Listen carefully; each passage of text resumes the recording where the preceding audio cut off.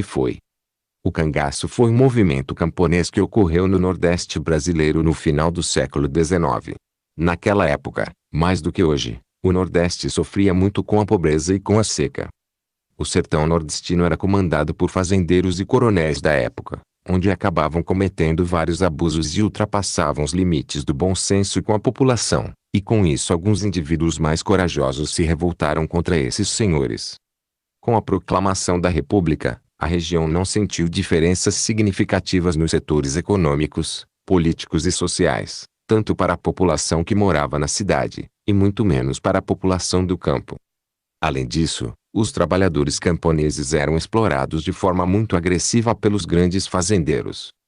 Dessa forma foram surgindo os cangaceiros, homens pobres, armados e sem oportunidades, que realizavam ataques às grandes fazendas, roubando e sequestrando as pessoas com grande poder aquisitivo, a fim de conseguissem algum dinheiro para sua sobrevivência e da família. Esse movimento foi uma forma encontrada pelos cangaceiros para conseguirem se livrar ou pelo menos diminuir a relação de abuso que os grandes fazendeiros praticavam com os mais pobres. Isso foi um grande avanço para que os povos sertanejos que eram vítimas dessa relação de poder. Como todo movimento ou causa social composta por muitas pessoas, é fato que haviam homens cangaceiros que utilizavam essa prática para se vingarem de forma pessoal de algumas pessoas, matando e praticando atos violentos com o intuito apenas de vingança. O cangaceiro mais conhecido do Brasil é o Lampião. Cangaço, cangaceiros. Os cangaceiros eram grupos de bandidos que viviam do crime, assaltavam fazendas, sequestravam coronéis, grandes fazendeiros, e saqueavam comboios e armazéns. Não tinham moradia fixa, viviam perambulando pelo sertão, praticando tais crimes, fugindo e se escondendo. Os cangaceiros conheciam a caatinga e o território nordestino como ninguém, e por isso, era tão difícil serem capturados pelas autoridades. Estavam sempre preparados para enfrentar todo tipo de situação. Conheciam as plantas medicinais, as fontes de água, locais com alimento, rotas de fuga a lugares de difícil acesso. O primeiro bando de cangaceiros que se tem conhecimento foi o de Jesuíno Alves de Melo Calado, Jesuíno Brilhante, que agiu por volta de 1870.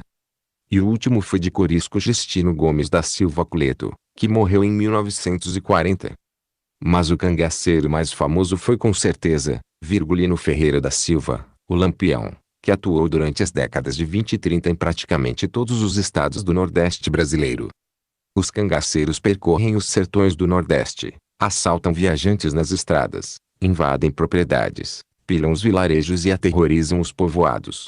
Em grande parte derivam de antigos bandos de jagunços, tropas particulares de grandes proprietários, que passaram a atuar por conta própria. Desenvolvem táticas de ataque e despistamento, criam lideranças e até uma nova imagem, marcada pelo colorido vivo das roupas, pelos adereços de couro e por atos de coragem e bravura nos constantes embates com os volantes, pelotões da polícia enviados para sua perseguição. Os cangaceiros conseguiram dominar o sertão durante muito tempo, porque eram protegidos de coronéis, que os utilizavam para conseguir seus torpes objetivos pessoais. Os cangaceiros. Cabeleira, era o nome pelo qual José Gomes tornou-se conhecido. Nasceu em 1751, em Glória do Goitá, Pernambuco. Lucas da Feira, assim era conhecido Lucas Evangelista, por haver nascido em Feira de Santana, Bahia. Lucas da Feira nasceu em 18 de outubro de 1807. Jesuíno Brilhante, a data de nascimento deste cangaceiro é objeto de muitas controvérsias.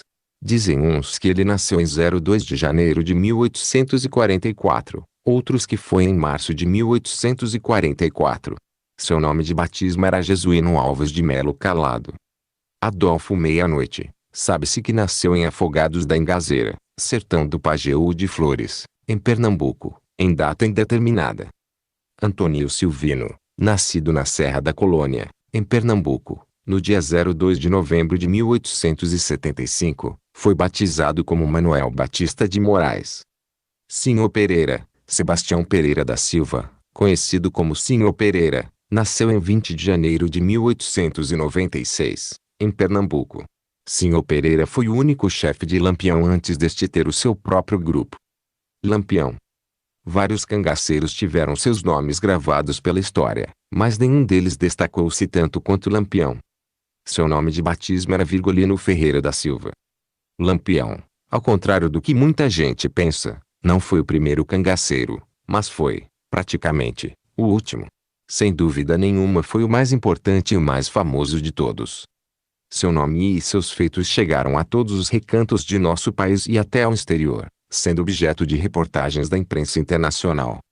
Até o advento de Lampião, como passou a ser conhecido a partir de certo momento de sua vida, o cangaço era apenas um fenômeno regional, limitado ao Nordeste do Brasil. O restante do país não se incomodava com o que não lhe dizia respeito. Mas a presença de Lampião, sua ousadia e seu destemor, fizeram do cangaceiro uma figura de destaque nos noticiários diários do país inteiro, exigindo atenção cada vez maior por parte das autoridades, que se sentiram publicamente desafiadas a liquidá-lo.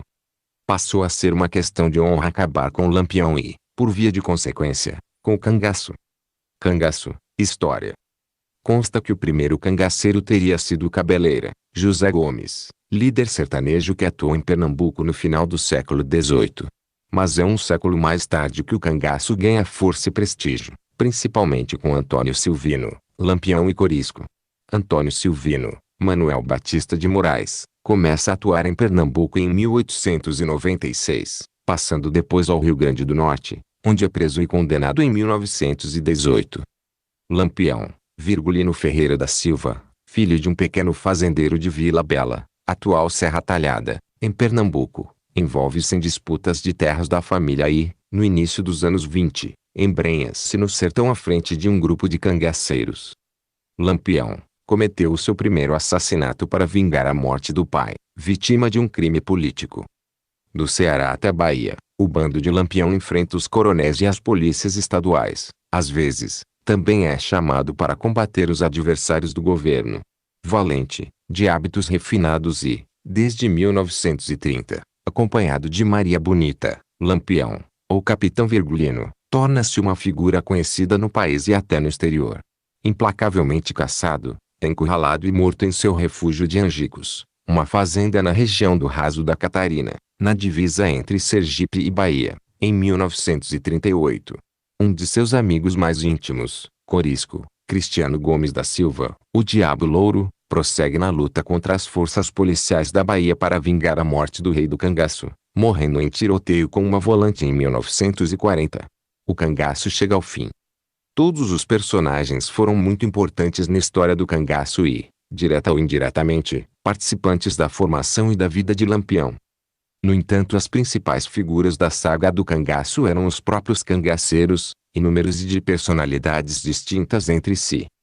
Os grupos e subgrupos formados pelos cangaceiros existiam em grande quantidade. Era habitual que depois de participar de um agrupamento durante algum tempo o indivíduo se sentisse apto a ter seu próprio bando.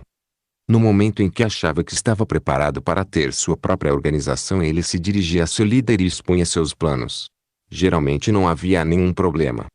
O mais comum era encontrar respaldo em seu chefe que, por sua vez, sabia que, no futuro, se necessário, poderia contar com a ajuda desse seu ex-subalterno. Dessa forma os grupos iam se subdividindo ou se reagrupando, num contínuo e alternado processo de divisão e crescimento. Assim surgiam os numerosos líderes de bandos, tantos que a maioria teve seus nomes esquecidos pela história. Muitos, entretanto, tornaram-se conhecidos, e seus nomes serão lembrados sempre que se falar em cangaço. Lenda popular. Apesar do banditismo espalhado pelo sertão afora e do temor levado às pessoas mais pobres dos vilarejos, o cangaço vira lenda no Nordeste e em todo o país. Nele, ao lado da atividade criminosa, manifesta-se forte reação social aos poderosos, coronéis e autoridades em geral, responsáveis pela pobreza e pelo abandono das comunidades sertanejas. O cangaço no Nordeste. Em sua forma característica, ele surgiu no Nordeste brasileiro e ficou conhecido como cangaço. Suas primeiras manifestações ocorreram por volta de 1870 e perduraram até 1940. O banditismo social não foi um fenômeno exclusivamente brasileiro.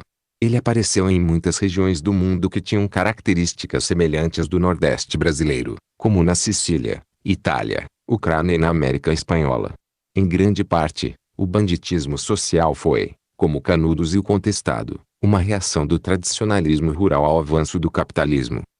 O bandido social diferia do bandido comum por sua origem.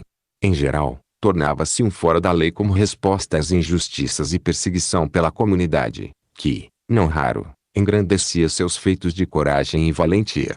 Apesar disso, diferentemente do revolucionário, o bandido social não era necessariamente contra os dominantes, nem era portador de projetos de transformação social. O seu prestígio vinha do fato de apresentar-se como porta-voz de resistência de um mundo em dissolução. Cangaço, origem. Desde o século XVIII, com o deslocamento do centro dinâmico da economia para o sul do Brasil, as desigualdades sociais do Nordeste se agravaram. Entretanto, no sertão, onde predominava a pecuária, consolidou-se uma forma peculiar de relação entre grandes proprietários e seus vaqueiros. Entre eles, estabeleceram-se laços de compadrio, tornavam-se compadres, cuja base era a relação de fidelidade do vaqueiro ao fazendeiro, com este dando proteção em troca da disponibilidade daquele em defender, de armas nas mãos, os interesses do seu patrão. Os conflitos eram constantes, devido à imprecisão dos limites geográficos entre as fazendas e as rivalidades políticas, transformadas em verdadeiras guerras entre poderosas famílias. Cada uma destas fazia-se cercar de jagunços, capangas do senhor, e de cabras, trabalhadores que ajudavam na defesa, formando verdadeiros exércitos particulares. Nos últimos anos do Império, depois da Grande Seca de 1877 a 1879, com o agravamento da miséria e da violência, começaram a surgir os primeiros bandos armados independentes do controle dos grandes fazendeiros. Por essa época ficaram famosos os bandos de Inocêncio Vermelho e de João Calangro. Contudo, somente na República o cangaço ganhou a forma conhecida, com Virgulino Ferreira da Silva, o Lampião, que aterrorizou o Nordeste de 1920 a 1938. Havia uma razão para esse fato.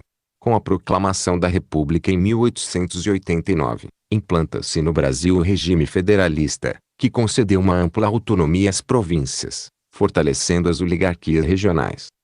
O poder dessas oligarquias regionais de coronéis se fortaleceu ainda mais com a política dos governadores iniciada por Campos Salles, 1899 a 1902. O poder de cada coronel era medido pelo número de aliados que tinha e pelo tamanho de seu exército particular de jagunços. Esse fenômeno era comum a todo o Brasil, mas nos estados mais pobres, como Ceará, Paraíba e Rio Grande do Norte, os coronéis não eram suficientemente ricos e poderosos para impedir a formação de bandos armados independentes. Foi nesse ambiente que nasceu e prosperou o bando de Lampião, por volta de 1920, coincidindo seu surgimento com a crise da República Velha. Depois da morte de Lampião, em 1938, nenhum outro bando veio ocupar o seu lugar. Com o fim da República Velha em 1930, encerrava-se também a era do cangaço. Lampião, vida. Cangaceiro pernambucano, 1900 a 1938. Virgulino Ferreira da Silva nasce em Vila Bela, atual Serra Talhada. Começa a agir em 1916, depois que a perseguição de sua família por um coronel da região resulta na morte de seus pais. Foge para o sertão e junta-se a um grupo de cangaceiros. Seu bando obtém fama pela crueldade e violência de suas ações. Virgulino ganha o apelido de Lampião por se gabar dos clarões, tal como um lampião, provocados por sua espingarda nos enfrentamentos com a polícia. Conhecido também como Rei do Cangaço, atua principalmente no sertão de Sergipe e da Bahia. Na época da coluna Prestes é convidado pelo padre Cícero para ajudar o governo no combate aos revoltosos. Aceita o convite e aproveita a oportunidade para melhor armar seu bando. Em 1929 conhece Maria Bonita, que se integra ao grupo e lhe dá uma filha, Maria Expedita. Em julho de 1938, seu bando é surpreendido. Lampião é o número 1, por uma tropa volante no sertão de Sergipe. Morrem 11 cangaceiros, entre eles Lampião e Maria Bonita. Suas cabeças foram cortadas e, por quase 30 anos, conservadas no Museu da Faculdade de Medicina da Bahia. Cangaço, curiosidades. Acampamento. Em tempos de calmaria, os cangaceiros jogavam cartas, bebiam, promoviam lutas de homens e de cachorros, faziam versos, cantavam, tocavam e organizavam bailes. Para essas ocasiões se perfumavam muito. Lampião tinha preferência pela fragrância francesa Fleur d'Amour. Almocreves, transportavam bagagens, alimentos e bens materiais pelos sertões, no lombo de burros. Na sua adolescência, Lampião havia exercido este ofício, o que contribuiu para que conhecesse bem a região onde depois palmilhou como líder dos cangaceiros. Armas: os cangaceiros mantinham seus rifles encebados em ocos de pau, para evitar o bicho próprio da madeira. O Winchester, modelo 1873, calibre 44, cano octagonal, conhecido com rifle papo amarelo, foi a arma usada até 1926. O fuzil Mauser, modelo 1908, calibre 7x57, passou a ser a arma do bando de Lampião após ir da Juazeiro do Norte. Os punhais tinham lâminas que mediam aproximadamente 67 centímetros e o cabo, 15 centímetros. Coronel, chefe político local, dono de grandes extensões de terra. Suas relações com os cangaceiros dependiam do interesse do momento. Coiteiro, indivíduo que fornecia proteção aos cangaceiros. Arrumava alimentos, fornecia abrigo e informações. O nome vem de coito, que significa abrigo. Religiosos, políticos e até interventores ajudaram Lampião. Dinheiro: em 1930, o governo baiano chegou a oferecer 50 contos de réis pela captura de Lampião. Era dinheiro suficiente para se comprar, na época, 6 carros de luxo. Equipamento: em 1929, na cidade de Capela, Sergipe, Lampião pesou sua carga. Sem as armas e com os depósitos de água vazios, chegou a 29 quilos. Ferimentos: Lampião levou 7 tiros e perdeu o olho direito, mas acreditava que tinha um corpo fechado. Em 1921, foi ferido a bala no ombro e na virilha, no município de Conceição do Piancó PB. Em 1922, atingido na cabeça. Em 1924, baleado no dorso do pé direito, em Serra do Catolé, Belmonte Pi. Em 1926, ferimento leve a bala, no Omoplata, em Itacuruba, em Floresta Pi. Em 1930, atingido levemente no quadril, em Pinhão, município de Itabaiana-se. Gravidez: as crianças não eram amamentadas pelas mães naturais, mas deixadas com amigos de confiança em coitos seguros. Para o nascimento, o bando reforçava a segurança do bando em lugar fora da rota das volantes, mas próximo a uma parteira de confiança. Maldade: Lampião tornou-se um expert em sangrar pessoas, enfiando-lhes longo punhal corpo dentro entre a clavícula e o pescoço. Consentiu que homens como José Baiano marcassem rostos de mulheres com ferro quente. Arrancou olhos, cortou orelhas e línguas. Castrou um homem dizendo que ele precisava engordar. Cangaço: resumo.